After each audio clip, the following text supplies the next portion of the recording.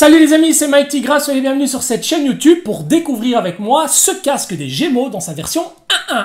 1.1, pour rappel, ça signifie en taille réelle. On verra si les proportions, les dimensions, le volume du casque est respecté au niveau de la taille, ce que je doute vraiment, mais il semble que ce casque soit quand même d'une certaine logique au niveau de la dimension, étant donné qu'il est porté par, rappelons-le, un jeune homme et non pas un adulte. C'est la société BNID qui s'est occupée de la réalisation de ce casque en collaboration avec Bandai Namco.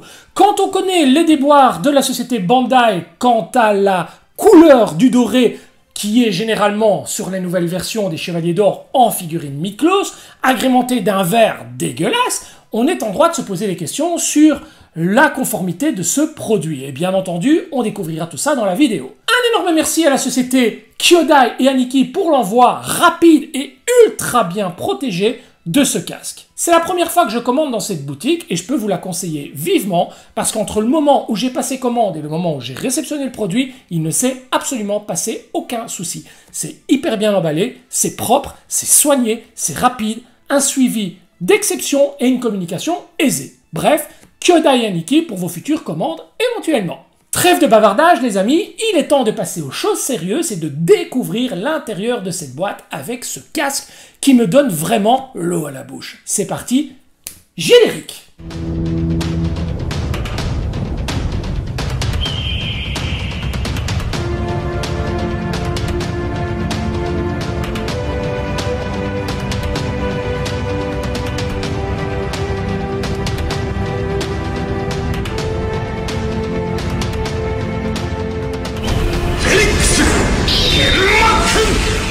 Sur le devant de la boîte, on retrouve une jolie photo du casque, BNID, Senseiya, le logo Bandai Namco et la description du produit, à savoir le casque des Gémeaux. Sur le premier côté de la boîte, on retrouve le casque dans différents visuels de côté, de face, d'arrière, et franchement, c'est plutôt joli. Sur le deuxième côté latéral, par contre, on retrouve les deux visages latéraux du casque, à savoir celui avec un visage neutre et celui avec un visage méchant, possédé. Sur l'arrière, c'est la même chose avec quelques illustrations du casque. Sur le dessus de la boîte, le logo BNID Collection et rappelons-le, le petit logo de la Toei. Et oui, il s'agit d'un produit officiel les amis. Sur le dessous de la boîte, rien de spécial. Dans la boîte, vous allez retrouver ce sachet qui se compose d'une petite carte très sympathique avec le casque sur la face avant, tandis que l'arrière reprend une notice d'assemblage. Alors, notice très simple, hein. Ce casque est composé de 3 pièces, 3 éléments. Vous avez tout d'abord une tige en plastique qui vient se fixer sur un support donc horizontal sur lequel on viendra poser le casque. Tout simplement, rien de bien compliqué, mais cette notice a le mérite d'exister. C'est du carton assez dur, c'est propre. Vous avez un effet ici de relief avec une petite dorure. C'est plutôt sympathique et ça montre un peu la qualité voulue par BNI tout simplement. Et moi, je suis pour. Voilà ce que vous retrouvez dans la boîte. Alors, la première partie en mousse se retire bien entendu et laisse apercevoir ici le logo du centre du casque, très joli. Vous retirez cette partie et là, vous avez votre casque qui est soigneusement emballé dans du plastique de protection. Vous avez la fameuse tige en plastique qui viendra se fixer dans le support et accueillir le casque. Alors moi je trouve ça vraiment très basique. C'est pas très joli. On aurait pu avoir quelque chose d'un peu plus qualitatif. De l'autre côté, vous retrouverez la base, à savoir le support pour pouvoir y placer le casque. Vous avez le petit logo Gemini doré ici et toute la base. Très simple, c'est du plastique mais vraiment brut de décoffrage. On a quelques fissures par-ci par-là, mais ça manque cruellement de nuances, de relief et de travail. On est vraiment sur un truc bon marché, tout simple. Un petit marbré aurait quand même été nécessaire, je trouve. Là, on est vraiment sur une pièce de bas de gamme. Il est temps pour nous de sortir le casque de son emplacement. Les amis, je vais vous donner un conseil très important. Les gants ne sont pas juste nécessaires, ils sont obligatoires pour la manipulation de ce type d'article. Vous êtes sur un casque en PVC avec une couleur lisse, dorée. La moindre manipulation avec vos doigts va déjà laisser des traces de doigts. Vous allez les frotter avec un linge doux, avec n'importe quoi, et vous allez griffer l'ensemble du casque. Donc, les gants ne sont pas juste nécessaires, mais obligatoires. La première chose à faire, donc, est de monter ce fameux tube en plastique qui ressemble à rien du tout, on dirait un jouet pour enfants, dans la base. Il suffit d'appuyer, voilà, rien de bien compliqué. Il n'y a pas besoin de notice pour ce genre de choses. On pose ceci, et enfin, on va découvrir le casque ensemble, les amis. On fait ça en live, pas de coupure. Ah ouais. Ah ouais. Alors, au niveau du poids, déjà, ça fait plus ou moins 2 à 3 kilos. On est quand même sur un poids sympa pour du PVC. Alors, les amis, le premier coup d'œil me dit que c'est beau. C'est très très beau. On dirait vraiment du métal. Alors, mes craintes ont totalement disparu. Il n'y a pas de couleur verdâtre sur ce casque. Soyez-en convaincus, là on est vraiment sur du doré, on peut le mettre dans n'importe quel sens de la lumière, il n'y a absolument pas de vert là-dessus. Merci BNID d'avoir empêché Bandai de saturer ce casque de cette couleur dégoûtante. Franchement c'est beau, c'est magnifique, on a de l'or blanc, on a de l'or jaune, c'est très beau, ça se reflète, c'est vraiment parfait. Il y a quelques petites imperfections. Au niveau de la couleur, on est sur du PVC, on n'est pas sur du métal. Il y a quelques petites imperfections, là notamment, ici on voit des petites boursouflettes.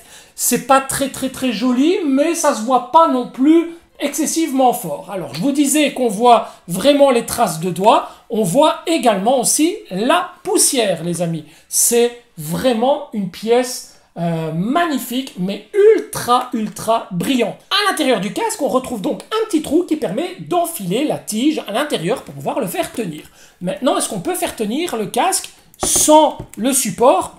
Tout à fait, il n'y a aucun problème. Alors une chose que vous vous demandez, c'est bien entendu si la taille c'est bien du 1-1.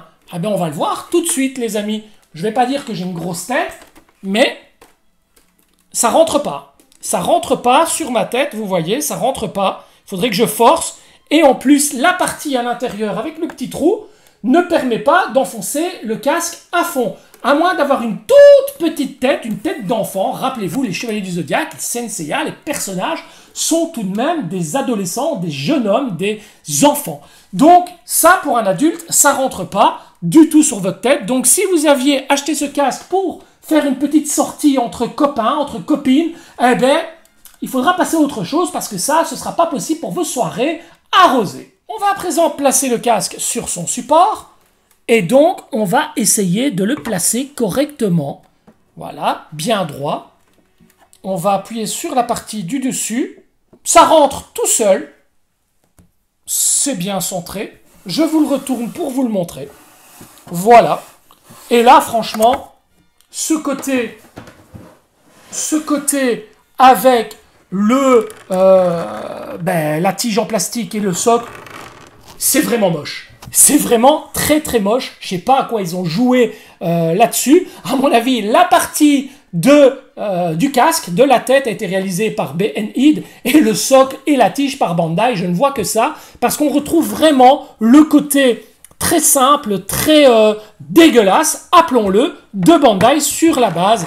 Un marbre aurait vraiment été de circonstance, ou une couleur rouge, une espèce de drapé en satin, quelque chose de vraiment plus qualitatif, parce que là, c'est vraiment pas joli du tout, les amis, honnêtement. Vous voyez, à quelques secondes, j'ai essayé de passer ma tête à l'intérieur du casque, ça fait plein de traces à l'intérieur. Donc, c'est vraiment une pièce à manipuler avec une extrême vigilance.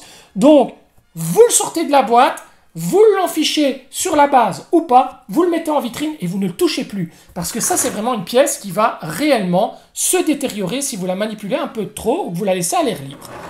Voilà les amis, alors sur le premier côté, on a ce fameux visage neutre, le visage dit bon des Gémeaux, tandis que sur l'autre côté, on a le visage ténébreux, le visage méchant, le visage, le côté obscur du Chevalier des Gémeaux. On a vraiment une silhouette incroyable, un brillant magnifique, c'est propre. Tous les petits reliefs au niveau du casque sont parfaitement soulignés. On a de l'or blanc partout. On a le logo rouge juste ici. Non, c'est vraiment propre. on est là vraiment devant une pièce hyper qualitative. On a plus ou moins à 300 € ce casque, mais on est quand même sur quelque chose qui est relativement accessible et on va pas s'en plaindre. Voilà les amis, je pense qu'il n'y a rien d'autre à dire de plus sur ce casque. Vous ne pouvez pas le porter, à moins d'avoir une toute petite tête, ou à moins de le mettre sur la tête d'un enfant, et encore, il faut lui faire un trou au milieu du crâne pour enfoncer la tige. Sinon, voilà, ça va pas être possible. On est devant un casque qui est un peu plus petit que du 1-1, sauf si c'est vraiment pour un enfant. Si c'est pour un homme, à ce moment-là, le 1-1 est un peu sous-dimensionné. Mais on le sait, dans Senseiya, ce sont avant tout des enfants. La brillance du casque est vraiment superbe, le design est vraiment incroyable, on retrouve vraiment tout ce qui fait le charme du casque des Gémeaux. Vous voyez, c'est vraiment super bien foutu. Si BNid nous sort les 12 casques des Chevaliers d'Or comme ça, ben ça va faire mal. Honnêtement, ça va faire mal. J'imagine déjà le casque du Capricorne. Waouh, ça peut vraiment être une fameuse claque. Bref, une très belle pièce que je vous conseille franchement d'acquérir si vous ne l'avez pas encore fait. On va bien entendu finir cette vidéo en faisant le tour à 360 degrés. Je vais prendre soin de nettoyer les quelques traces par-ci par-là parce que même avec les gants, il y a des traces. En attendant, si ce n'est pas encore fait, n'oubliez pas de vous abonner à la chaîne, activez la petite clochette pour recevoir les notifications, laissez un pouce, un commentaire, dites-moi dans les commentaires ce que vous pensez de ce casque, l'avez-vous acheté? Trouvez-vous ça trop cher? Trouvez-vous ça inutile? Est-ce que la base mériterait qu'on la customise? Un bon peintre pourrait vraiment faire quelque chose de super beau avec un petit marbre blanc par exemple ou un petit marbre noir qui mettrait en avant le casque ainsi que la tige qui serait repeinte. On verra, peut-être qu'à l'avenir je m'y risquerai. Quoi qu'il en soit, si je le fais, je vous le montrerai. En attendant les amis, prenez soin de vos proches et de votre famille, c'est là tout l'essentiel. On se retrouve pour une prochaine vidéo très bientôt. Ciao ciao.